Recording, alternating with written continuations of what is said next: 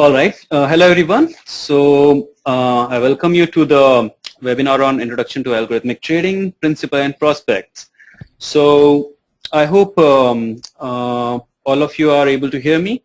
In case if any of you are not able to hear me or if you are facing any issues, please feel free to contact Priya on 42721-701. So she should be able to help you.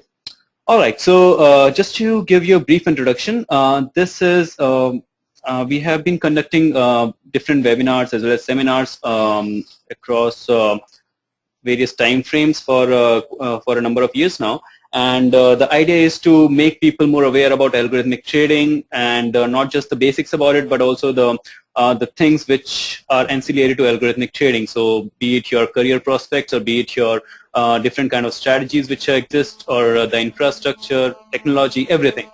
So we understand that we have a very diverse audience today, which ranges from different some students to the people who are heading their own business operations to the corporate heads. So I'll try to keep it as democratic as possible, and let's see. I hope you all will take away a lot of value from the webinar. All right, so just to give you a brief about the Quant Institute. So like Quant Institute is one of the leading institute and pioneers into algorithmic trading education across Asia. And we were among the first ones who started the programs which are centered on algorithmic trading, because there was a big gap in when the algorithmic trading was introduced, especially in India. So the whole landscape changed, and there was a need to fill that gap in terms of the skills that were required for being a competent algorithmic trader, and which bit differed from the skills that were required for a successful conventional trader. So we have been doing, as I said, the webinar seminars in association with the different leading institutions, including different leading educational institutions as well as financial institutions like leading exchanges as well as financial vendors, all of them. And yeah, the idea, as I said, is simple, that people should know more and more about algorithmic trading, and they should be aware of what things are happening. Okay, all right. So with that, let's go to the agenda for today. So what we are planning to do today is that we will be going through briefly on the algorithmic trading. So what exactly is algorithmic trading? How is it different from the other conventional trading trading paradigms? From there, we will be moving towards how the trading ecosystem has been changing. The primary focus would be India, but it would be applicable to any market which is in a similar market stage as India. Then algorithmic trading platform architecture. We would just take a sneak peek into what a typical algorithmic trading platform looks like. And from there, we'll move on to the career in algorithmic trading and how the Quant Institute's EPAT can actually complement the career skills, the skills that you will need to succeed in the algorithmic trading domain. And after that, we'll just go through the different strategy paradigms which exist for algorithmic trading, and then we'll put this stage open for the Q&A. All right, so what is algorithmic trading? So before we start on the algorithmic trading, let's look to answer the more broader thing, which is electronic trading. So electronic trading, which started much earlier than algorithmic trading, so which was like sending orders over an electronic network instead of calling a broker. So before electronic trading, it was primarily pit-based trading, which is still common in some of the leading exchanges, but now it complements the electronic trading facility rather than being the only form of trading. So in the pit, what you used to do was you would call your broker, or you would be part of the pit and standing there, and you will be providing your orders by means of different expressions like this or whatever different body expressions which were used to communicate your message on what you want to do. So that was replaced with electronic trading, so that you do not need to go to the pit, but you can sit at your home or your office or anywhere across the globe, and you can send your orders via electronic network. So that was electronic trading. Second was, after that, you came to algorithmic trading. Now, algorithmic trading is basically when we were trading using an electronic network, what we were doing was we were sending orders by punching in the orders, by typing in into the system. And it's basically a human being who is sitting there to send across the order, to punch in the order basically. Now in algorithmic trading, that human being is replaced by algorithm. So there is a pre-packaged algo. So you have already coded that in these conditions, this is what you would like to do. So you will probably like to say taking a simple strategy like technical indicators, say moving average crossover. So whenever the two moving averages are crossing, then you would like to buy or send a buy or sell signal according as per the strategy.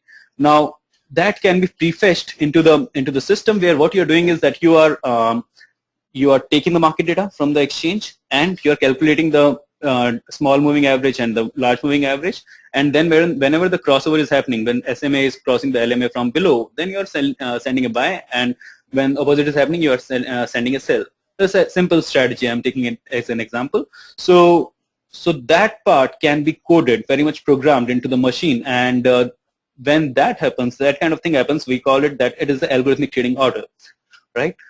So that's algorithmic trading, and then if we dig deeper, then we get to know about high frequency trading. So which is a special case of algorithmic trading, in which what is happening is that these are automated orders which you are sending to the exchange, but they have some typical characteristics like unusually brief position holding period, low latency response time, and high trading volumes in a day. So by latency here, we mean how much time you are taking to react to a particular situation. So if you are based in, your server is very close to the exchange, and you're getting the data in real time, and you are sending across, you're processing the data very quickly, and you're sending orders and updating them almost every second, or probably less than much lesser time period than that. Then that you can categorize it as a low latency response times. And position holding, you're taking position for a few seconds, not even minutes, and you're getting out of that position in a matter of seconds. And typically you have very high trading volumes in the day. So you take very small positions, and ultimately at the end of the day, the cumulative trading volumes becomes really high. So that's high frequency trading. And then just to explain you quant trading. So quant trading is the domain from which most of the algorithmic trading strategies arise. So algorithmic trading becomes more of a mode of execution where you are sending the orders automatically without manual intervention, and quant trading is more of building the strategy. So using advanced statistical methodologies, there is no user discretion. You're just preparing the model, you're building the model, you're testing it out, and then you're just implementing it, right? So you can implement it manually, or you can implement it electronically. And it can again be low frequency or high frequency. So it can be sending a lot of orders to the exchange at a very short time intervals, or it can be low frequency system in which you are, say, trading once every few hours or something. So it is applicable to both. So that's about the brief introduction about algorithmic trading. Now, if we come to the algorithmic trading in India, so just to give you a brief history about it, so it's quite a newbie that way. So algorithmic trading, it was allowed by SEBI in April 2008. So you can say that it's less than 5.5 years old industry, and it's quite a young industry, but very dynamic one. So because the point below that, if you look at that, then you will be able to see that already in just 5 years of time, the estimated share of algorithmic trading volume to overall volume is almost 40 to 50% in index and equity futures and options. So you have in the F&O segment, which is the most traded one in terms of the people who are seeking alpha, or who are trading. So most of the volumes is in F&O segment, so where it is almost 40 to 50%, and certain statistics would suggest that it is even more than 50% now. In commodity futures, in agricultural commodities, mostly it's not allowed. In some of them it is allowed, but in most of them there are certain restrictions. But in the commodity futures, like say energy, that is crude oil or natural gas, or metals like copper, zinc, lead, or precious metals like gold, silver, platinum. So there you can see that the algorithmic trading volume is on the ratio to the overall volume is almost 20%. So which is pretty decent number, and these numbers correspond corresponds to the volume ratios. If you look into in the developed markets, in the US and European markets, then it varies in between the range of 50 to 90% of the overall volumes, which happen by algorithmic trading. Now, the algorithmic trading there has been there for almost many decades now. So that phase we have definitely come a long way in a very short span period of time. So that's what makes the whole thing very much interesting and something which is boiling real hot these days. So the opportunities which has been coming in and the overall landscape has been changing like anything. So coming to the changing landscape, so we can see that there are a lot of things which are happening, which are making algorithmic trading more and more conducive for the players. So if we take few of the steps which have been taken by exchanges and regulators, then you can see that exchanges now offer co-location facility, which was started first by National Stock Exchange in 2009. So in the co-location facility, what happens is that I'll just share a bit about everything, about every point and how it is important for from the trading perspective.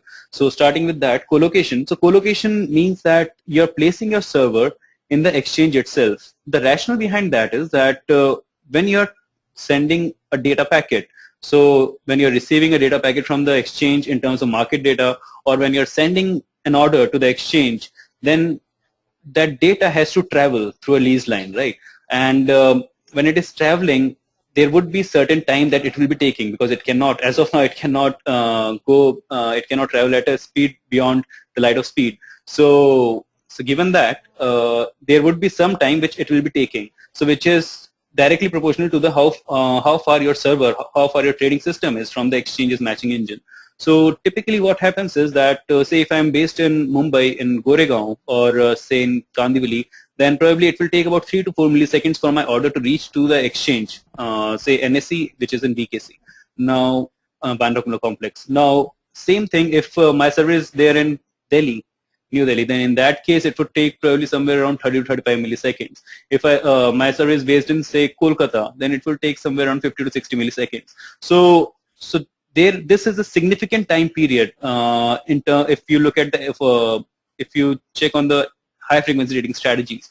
So to reduce that, what you do is that you put your server in the exchange's LAN itself. So when it is on exchange's network itself, in that case, the traveling time reduces to less than half a millisecond, much less than that, but there are ups and downs. So you can say that half a millisecond is a good number to go with.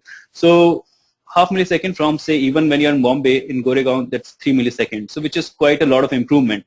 And ultimately in the HFT trading strategies, the most important thing is the speed, how fast your system is. So this, the traveling time, the outside world latency, that definitely contribute a lot to it. So first thing you need to do is, if you're running HFT strategy, you need to put your server in co-location. So this facility was started after in 2009, once the algorithmic trading was allowed by SEBI. So that was one of the initial steps. Next step was to bring in the tick-by-tick data. So what do we mean by tick-by-tick data? So when exchange sends you market data, exchange is sending you market data, typically it's snapshot data, which is, it sends you the snapshot of the overall market, that this is the bid size, this is the ask, this is the bid price, this is the ask size, and all those things, last trade price and everything, and they send it few times every second, say 3 times or 4 times every second. Now, you're not getting the complete information in that case. What you're getting is, you're getting the snapshot of each and every, not for each and every tick, but for certain time periods within a second.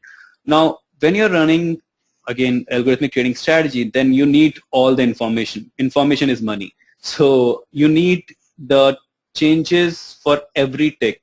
So that was started, that has also been offered by the leading exchanges now. So that started in late 2009, early 2010, where the exchanges started offering you tick by tick data. So that's like huge amount of data which is coming to you. Every tick, anything changes in the market, you're getting an update for that. Just to give you an idea, typically on, say, NSE, you will have, in 1 second you get about 10 to 12,000 ticks in the normal market hours. And in the terms of snapshot, say a file for snapshot data in a day, it would be somewhere in the range of 3 to 5 GB. So that would be the size, 3 to 5 GB. And if you record the tick by tick data for all the instruments, in that case, the file would be somewhere in the range of 25 to 30 GB. So the difference is massive. So you can understand what kind of additional value it is getting to an algorithmic trader or to a quant trader. So this is typically only useful for those who are doing trading using machines, because if you're doing it manually, then it doesn't really matter, because visually human eye cannot, the typical response time is 15 to 20 milliseconds. So everything wouldn't have been changed by then. So only a machine would be able to handle that kind of that frequency of updates. So so that's why tick by tick data becomes very important. Now, one interesting thing that you might be interested in knowing is that in tick by tick data, typically in the snapshot data, you get only top 5 bids and top 5 asks. So the data is only for top 5 in the order book.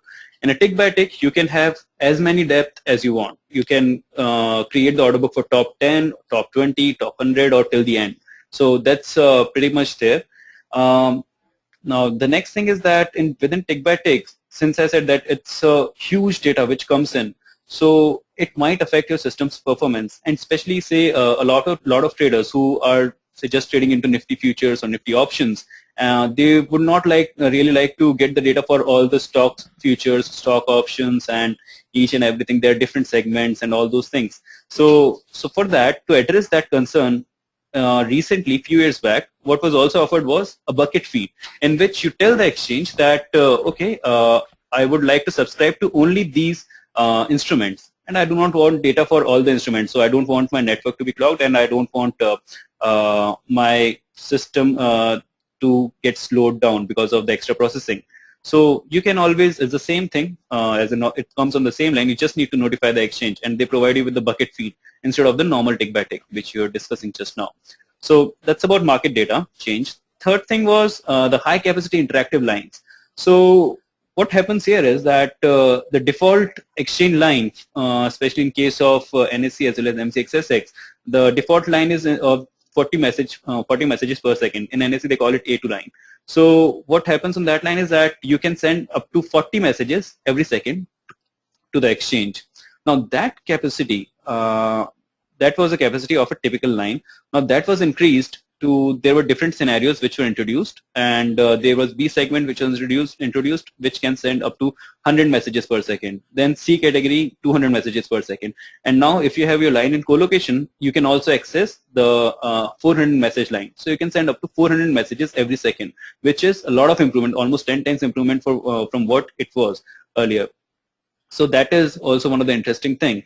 In addition to that, those who are already trading into say NSE, they would probably know that there's something called tap. So earlier it was just one tap on every line. For every line, you can only install one tap, and you can only send one invitation, as in one order for every one tap invitation. So that has also been addressed now by exchange, saying that okay, you can now install multiple tabs on every line. So this has been very recent, less than a month back. So so that is again one thing which has been offered to facilitate further competition and give more power in the hand of algorithmic traders. So you can probably send now 800,000 to 1,200 messages per second as well. So that is another thing. That's about the order routing. Now, next thing was smart order routing. So what smart order routing means is that you have say multiple exchanges. So you are trading on NSE, you're also trading on BSE. Now, you want to sell Reliance. You have say 1 lakh shares of Reliance, and you want to sell. You are a mutual fund, and you want to sell it and buy something else. Say you want to sell Reliance Industries and buy Reliance Energy or anything. So in that case, both are BSE and NSE are independent markets as such. So it is possible that Reliance might be selling at say around 850 on one of the exchanges and at 852 on another exchange. So in that case, you would like to sell the quantity where the price is at 852, So for whatever quantity is available there. So that is something which was allowed again in 2010, 2011. So where you can implement systems which can pick any of the exchanges and send the order to the exchange which is more favorable to your trade. So that is smart order routing. So you're smartly routing your order to the exchange which is giving you more favorable price. So this was another thing which has been helping. After that, there have been few other things. These are mostly on the technology and the functionality side. There are other things like speedy empanelment process. So when you go to the exchange, so you have to get each and every strategy that it has to be approved by the exchange, especially in the case of NSE and M6SX. In case of BSE, you get one-time approval, but for these exchanges, you need to get the approval for each and every trading strategy that you will be trading using algorithms. So that used to be a time-consuming process, but that has also been streamlined, and it's a much faster and speedier process as compared to earlier. So from weeks, it has come. The time has come down to few days.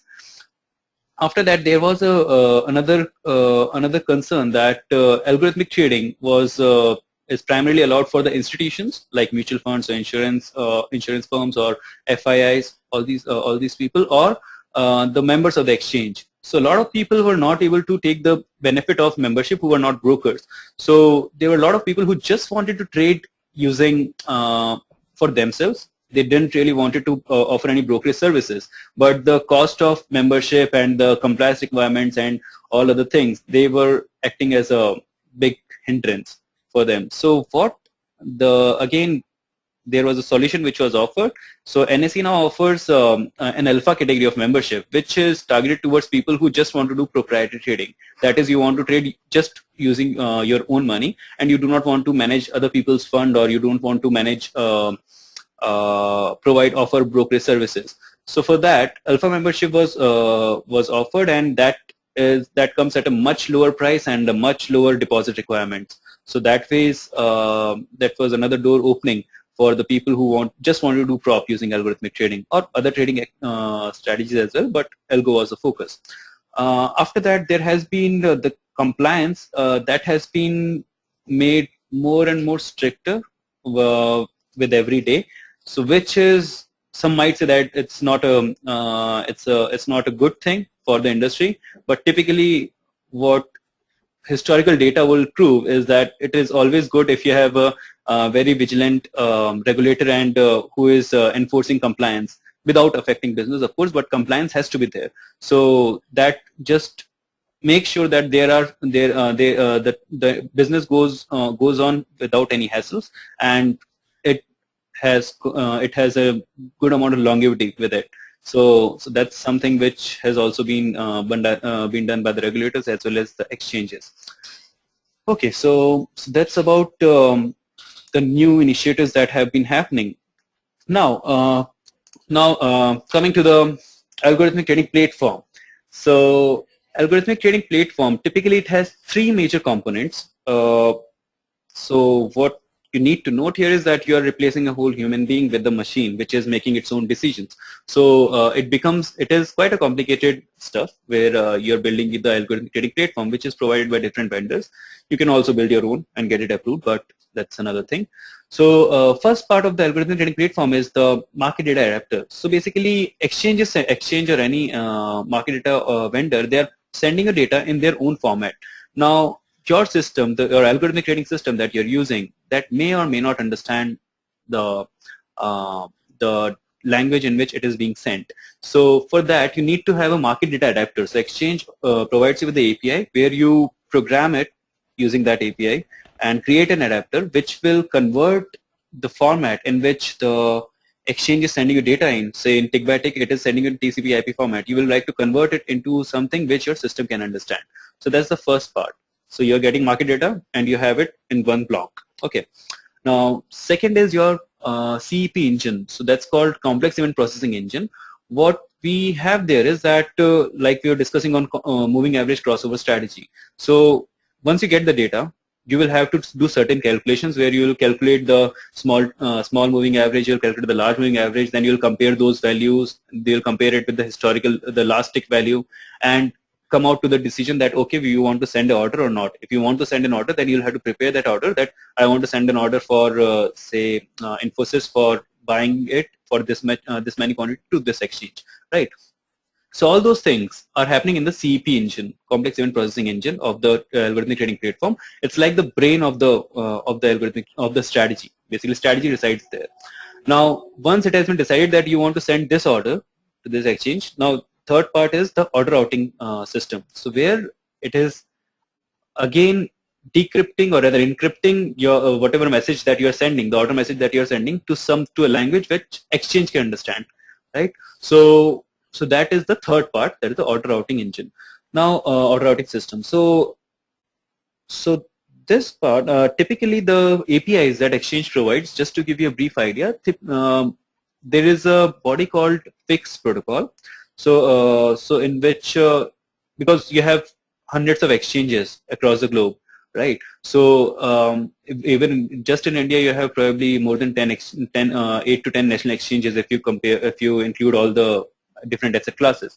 So it becomes a big hassle if every exchange is providing you with a native API. So that is a different API. So that's why there was a standardization which was proposed, and which is being followed by most of the exchanges, including almost all the leading Indian exchanges now. So which is called the FIX protocol, Financial Information Exchange. So in that, if you have built adapter for one exchange, then it is more or less very much similar to build the adapter for the other exchanges as well.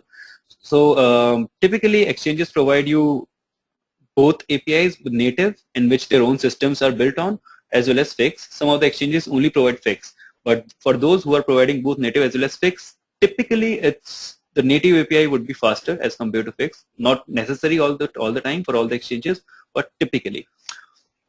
Okay, so yeah, so this image I have taken it from MarketCetra, which is again a open source algorithmic trading platform, and yeah, so if you are in an open economy, then you can receive market data from multiple sources, and you can send or route your orders to different executions, which may not just be the exchanges. So not possible in India. It's all exchanges in India for the non or the OTC trades, but you can also send it to ECNs or dark pools and all those things, right? So your order routing server should be able to handle multiple destinations of different types. So that's typical. Now this is a more elaborated system architecture, where in this we have broken it down into three parts. One is the application, one is the server. So the server is basically your trading server, where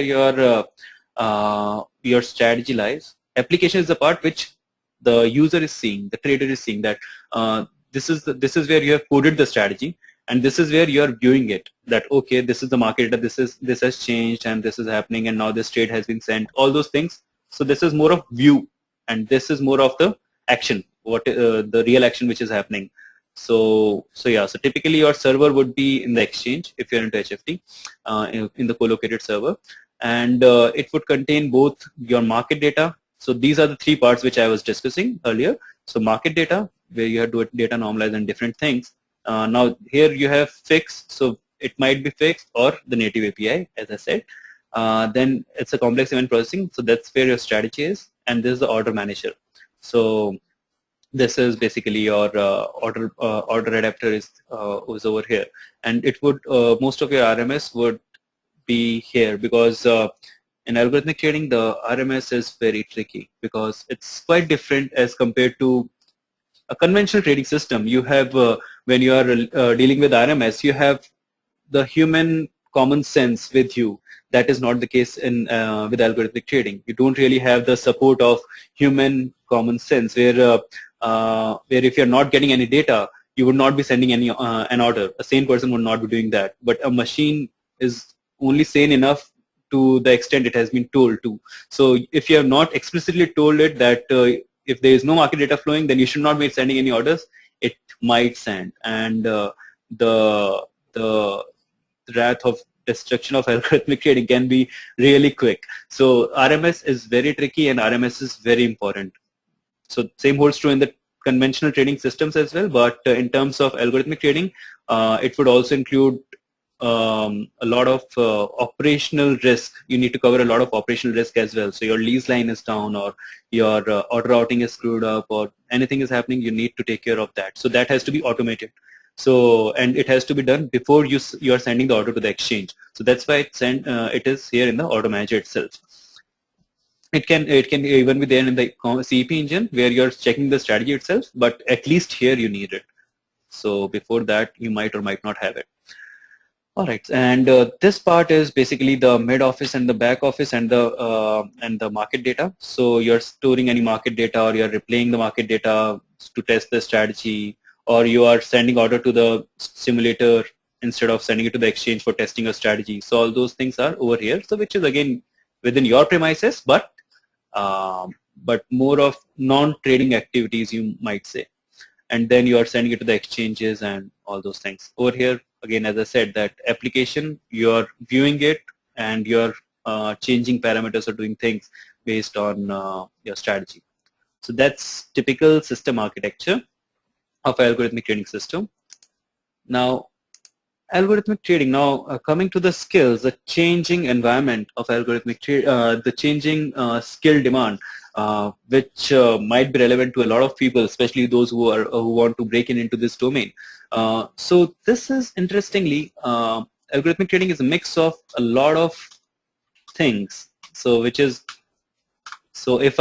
these are the most prominent things. So these are the core skills that you would like to have in an algorithmic trader. So that is statistics, finance, and computer science. So I'll be going in further details when I discuss each of them in detail. But just to give you a brief idea, these are the core skills, and then these are the things which if you have, then you would be able to come up with more refined and more innovative strategies. And these are more of history and mathematics that will again help you in building up the right kind of strategies. So mathematics and statistics, you can interchange it as per statistics, mathematics, and econometrics. So that's pretty much there. All right. So so typically, and let's think about it from a comparative perspective. So you have had a conventional manual trader who was typically, what he would have liked to do is that I was sitting there in early 90s. I would be trading using the in the pit itself before NSE came in. So in BSE, before that, it was primarily the pit trading. So over there, the skills that were required were more of how well you can communicate using the various expressions, and how good you had the understanding of the different stocks, because it was not really that open at that point of time. So those are the skills that were required. Once the electronic trading came in, so in the late 90s, the more things were like how fast you can punch in the order on the keyboard using the keyboard. So whether you can send one order in a second or two orders in a second. So that made a lot of difference. Or if you can, if you're doing less than that, then probably you're not good enough to be a jobber or dealer, at least in the trading, on the trading desk. So the skill was reading the screen and how quickly you can send the order. Now, with the advent of derivatives in early 2000s in India, so you have had another thing which was coming in, which was quant. So how to price an option, how to do a trade using different quantitative parameters. So you need to understand what are Greeks. All those things came into the picture. So that's when you had another thing entering into the skill set domain, which was required to be a successful trader, that was of statistics. So statistics and econometrics, you need to understand that. If you understand that, then the chances of your being successful increases. Now, that went on for 2000s, and then by late 2008, you had algorithmic trading coming into the picture. So now, you not just need to have understanding of strategy, and for building those strategy, you need to have an understanding of statistics and econometrics, but also to implement, you need to program it as well. So that was the first time, you can say, in the financial market industry when the technology or the technocrats became also very important in the scheme of things. So before that, it was just a bastion of the people who could understand business and the markets well. But now there is this another requirement which has come in, right? That is of programming. So that's why you see a lot of people who are into who are really good in markets, who are doing really good, but they need at least either they need a support of a dedicated programmer, or they are trying to learn the programming themselves, because even if you have a dedicated support of a programmer, you need to communicate with him, and to communicate, you need to understand what the other person's perspective. So from that perspective, it becomes important that you have at least some idea, if not the expertise. You need to have some idea, even if you're at the head of a desk. So basically all these things come together when you talk about algorithmic trading. So that's what we have done here, that statistical and quantitative analyst, programmer, trader, and risk analyst. All these 4 profiles come together to, if you want to become a successful algorithmic trader, then these all profiles, you need to be a mix of all these profiles basically. So that is there now, and that is how, so like just mapping the skill sets, so conventional trading with our sales trading, algorithmic trading, broking. So just to say in a nutshell, it's basically all 3: trading knowledge, software development, quantitative skills. All 3 are required if you want to be a solo or a lead algorithmic trader. So that's what created a vacuum, say in early, in 2008, 2009, 2010. So during that period, because as I said, that most of the people were coming from a business background or the financial markets background rather than from a technology background. So there was a vacuum of people who can actually, who need to convert themselves or who need to move into the algorithmic trading domain. So that's when we came up with this idea where we said that, okay, let us set up a training institute which can provide people with all the 3 domains of trading, software development, programming, financial computing, as well as quantitative skills, that is statistics and econometrics, in the most practical manner, because these here are the people who are not really interested into learning the theoretical bits and pieces of it, but more of that you want to understand how to implement these things. So it has to come in an implementation format, because most of the people who were looking for this are working professionals who suddenly saw that whole market microstructure is changing. So that's when we came up with this. We thought that this would be a great idea. So that's when we came up with Executive Program in Algorithmic Trading, or in short we call it EPAT. So where we cover statistics and econometrics, financial computing and technology, and your algorithmic and quantitative trading. So just to give you a brief idea, I'll just take you through quickly. So the statistics and econometrics has 3 sub-modules where you have in the basic statistics you cover the probability and distribution, statistical inferences, linear regression. So basically the idea is that statistics and econometrics that acts as a building blocks for your trading system. So if I need to think about new strategy in the quant world, the answer would be mostly statistics and econometrics and a combination of stats and the market understanding. So if you're understanding a market and you're seeing there are some movements in the stocks, say taking an example of say pair trading, then what you would be doing is that you need to understand that, okay, I'm seeing that these 2 stocks are moving in tandem with each other, and now suddenly they are diverging. So I'm taking an example of pair trading where you're planning to buy one stock and sell another stock and trying to keep it market neutral, but taking a punt on that probably say Infosys and Wipro, which are same sector stocks.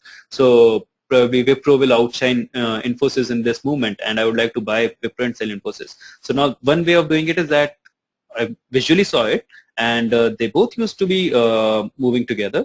I visually saw, and I would like to, now I'm seeing that the correlation is being broken and I would like to trade it.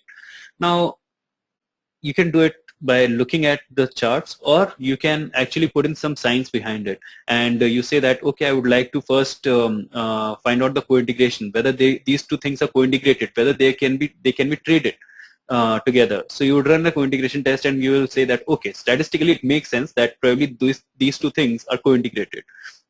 Again, I said co-integrated, not correlated, so it's more to do with when you're doing pairs trading, you typically do not look at correlation. That would be a flawed approach, but more of co-integration. But anyways, so that belongs to the strategy ideation part, where you are establishing hypothesis that, okay, I'm thinking that, and I'm trying to back that with data, and I'm doing the statistical operation, and yes, it probably holds true. So if it is holding true, then my first hypothesis is met, and then I'm moving to that, okay, let me create a model. So where I'm taking the ratio of it, and then I'm trying to adjust the volatility for the 2 stocks and all those different things that I can do, and create an index which is actually mean reverting. So it is coming back to your mean after some time. So that is something that I can trade. So I'm using statistics to not just think about a new idea, not just validate it, but also create a model, a trading model behind it.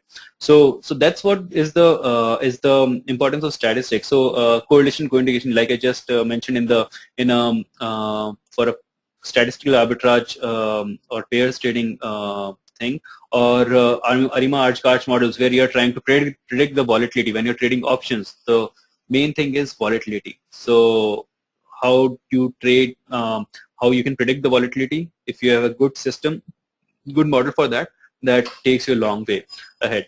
Then multiple regression for similar kind of models, as well as then in the time series analysis. So when you're actually building the model and doing the data analysis, so these are the things which comes handy. So this is from the perspective of that, okay, I want to create a strategy, I want to create a quantitative strategy, and that is where the stats and econometrics part help.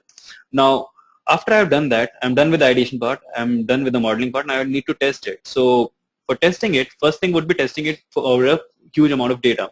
So it can be tick data, which can run in several GBs or several hundred GBs. And for that, we start with Excel and VBA, statistical tool that we use. So, but it can definitely not handle that kind of data. So we move to say R or MATLAB. You will be needing to use. So we use R, which is again open source platform system, and we use R and R Excel for the backtesting part. Technology for algorithmic trading, again, it's there, how to handle that 100 GB of data. So how to handle that for creating our HFT strategies. So that is again which comes into the technology part. And after your modeling and you have validated the model and you have backtested it, and you find that, okay, these are my parameters using which I'll be running the strategy. So now you need to program it. So for programming it, you need the introduction to programming languages. So we offer a choice of C++ and Java. Typically, depending on the batch, we select whether either C++ or Java as a module. And then you actually program it on the algorithmic trading platforms, and you trade it against the simulator on a recorded market data or the dummy data, and yeah, so that's the implementation part of it.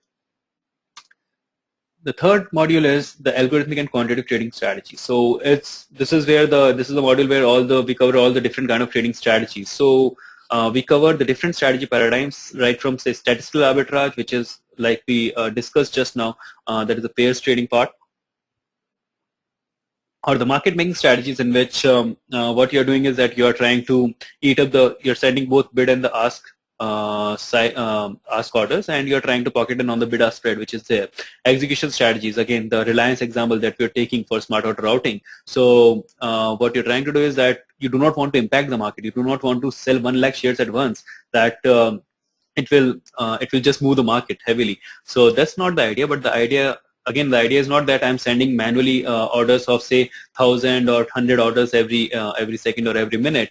Probably, again, I will take a whole day doing that, and I'll be exposed to the price movement or the event risk. Some event might happen during the day. So what you can do is that you can use algos for slicing it down into say orders of 10 or 100 shares per that you're sending in every slice. And as we discussed, that you can send up to 400 messages on single line itself. Obviously, you need to pay exchange for that, but that's another thing. But you can do that. So yeah, so probably your 1 lakh shares, even at 10 shares at every slice, and say even you're sending just 100 orders every second, so you will not take more than 100 seconds in getting rid of the whole thing, so which is less than 2 minutes. So the risk is substantially lower, but when you're using the algorithmic execution strategy from the market risk perspective. So that's there. Then there are forecasting and AI-based strategies, machine-readable news. So we'll be discussing that in probably 2 or 3 slides later. So I'll skip that for the time being. Then you have derivatives and market microstructure module, in which, like I said, that you first learn the basics from the statistics, that how you actually measure volatility and how you forecast volatility, and using that you can then create strategies around the options, where using the time structure of volatility, or different trading models like dispersion trading or options market making or market microstructure based trading strategies. So all of those things. And this also includes the risk management part, where you are trying to manage the risk using the Greeks, option Greeks. So that's there. And then for the comprehensiveness of the whole program, because we don't want that you're just learning how to build strategies. That's why we had a complete technology section as well, in which we are covering not just on coding the strategy, but also what algorithmic trading platform looks like. What are the technology things which are really important when you're programming, when you're setting up the algo desk. So again, so we also cover on the algo operations part, in which you have hardware and network. So what kind of hardware and what kind of network configuration you must have, and regulatory framework, overall regulatory environment. Like I was discussing on the compliance, I was discussing on the your empanelment process. There are 100 other things which are there in the market, which needs to be taken care of when you're setting up an algorithmic trading desk or overseeing the operations. So that's there. Then again, if you want to set up a desk, what are the financial planning for that? What would be the financial cost for each and everything? Handling risk management in automated systems. So all these things. So that's for the comprehensiveness of whole things. But once even if you're doing it as a job or you're doing it as a business, whatever way you're doing it, you should be knowing almost each and everything. At least have some idea about each and everything related to your domain. But we also want that you should specialize in something, and that's what there is another thing called the project work, which we have. So I understand we're just discussing about the project, and this is how the course mapping is. So you see here, these are the different modules that we have: basic stats or advanced stats. This is basically the stats and econometrics part, and then you have all these blue ones. These are the market, the strategy part. So in which we were discussing on the strategy, and this is your technology part. So, and this is the project work, and these are the dependencies that, okay, basic stats is you will be needing basic stats and advanced stats for pairing, statistical arbitrage, and RXL, all these things. So that's just for a visual. That's just a visual representation of what all things are. Now coming to the last part of it. So that's the strategy paradigm. So basically we have like 6 different strategy paradigms that we cover broadly into algorithmic trading. So that's more of a standard thing. And first one is the market making. As I was saying, that algorithms that try to profit from the bid-ask spread. So you are sending orders to buy, you are sending orders to sell, and you are doing that simultaneously. So you have one bid order, one ask order in the market, and you are trying to eat in the bid-ask spread which is there. So the next is, so yeah, you can do this both in futures as well as in options. In futures, when you're doing it typically using the inventory-based trading strategies or some cover leg. And in options, you can actually, your cover leg can be your underlying future itself. So that's on market making. Then arbitrage is more of the mispricing or the opportunities that you see in the market, your algorithm see in the market, and you try to take advantage of that. So like put call parity mismatch or something like that. So you can actually instantly, you're sending an order to try to profit from that temporary mispricing which is happening in the market. So that's arbitrage basically. From the market risk perspective, it is risk free. Other risks might be there. In the momentum, algorithms that try to encash in momentum. So basically there is you have a huge movement which is happening, say some stuff, say like DLF, it is going up 1%, 2%, it is, you're expecting that it will continue that run, so there is a momentum in it. So what you try to do is that you try to create an algorithm which tries to encash on that. So that's on the momentum based strategies. Most of the technical analysis based strategies also would typically come under the momentum based, but yeah, there are other kind of technical analysis strategies as well. Statistical arbitrage is just like pairs trading or index arbitrage, where we like we were discussing that you are assuming that the ratios or the pair that would be mean reverting, and you would like to trade that.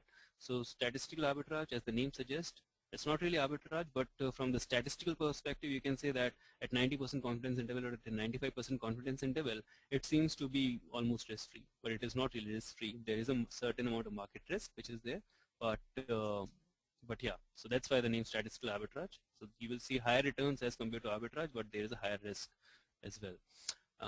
Now next is machine readable news. So this is something which is new.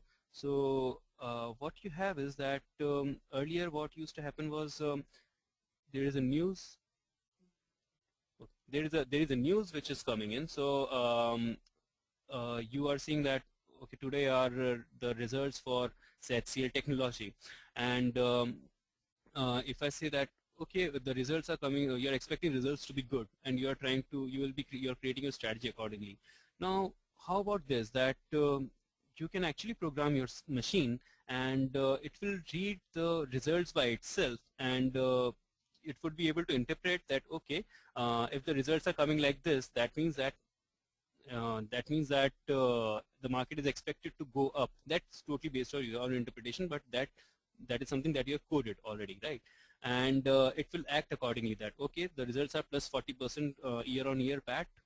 The market is expected to go up, and I'll instantly buy without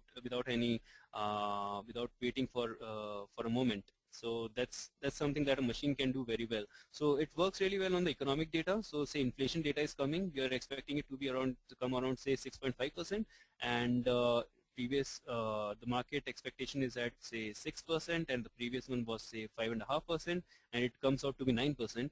Then you have pre-coded the strategy that okay, if it comes around this level, I would like to do this. If it comes around this level, I would like to do this. So you can also create a chain of events that okay, first do this, then do this, then do this. So first buy and then sell, then probably market will overreact, and if it goes to that level, then automatically sell. So do all those things. So that is something that is pretty much there now. So there are systems which are available for the Indian financial markets as well. So where they can read machine readable economic data as well as machine readable news. So machine readable news is slightly more tricky in terms of you say it's a language processing is an issue. So NLP comes into the picture, natural language processing, where what is happening is that it is trying to read the whole article, right? And it's in say English language. Typically that would be the case, and it has used, there is a word called say Ben Bernanke has issued a statement, and he's saying that we are expecting economy to be awfully receptive to the measures that we are taking in QE3. Now, awfully or awful is a word that can be used for both good as well as bad. So it becomes really important that you are taking into account the all the nuances of the language. So that becomes a very important thing. So most of the vendors who provide these machine readable news and machine readable economic data, they provide their own analytics as well, which can read the news and interpret it and provide a rating that on a scale of 0 to 100. We have say 80 is the rating, and probably which means very bullish, or 20 is the rating, which is very bearish. So so yeah, so that is that's about machine readable news. You can also create your own interpreter, so where you can actually interpret the news in using your own NLP engine. Another one which we also cover in the program is artificial intelligence-based trading strategies, in which you're using algorithms and you're using neural networks or the feedback loops to predict very short-term range and short-term movements in the market at a certain confidence interval. So that's again something which is more of AI-based, and you are creating strategies using that. All right, so these are the typical strategy paradigms. We do cover them in much details and in a more practical manner. So idea is that you should be able to model them, you should be able to trade them, implement them in a proper fashion. So that's about most of it from the algorithmic trading and implementation, all those things. And these are some of the important dates which is there. So 27th September, which is the last date for early bird registration for 17 batch, and 26th October is the classes when it starts. There are also various scholarships which are available, so there you can find about them on this link. Then program delivery, it's a weekends only program, as I said, and it's 3 hours every day on Saturday and Sunday.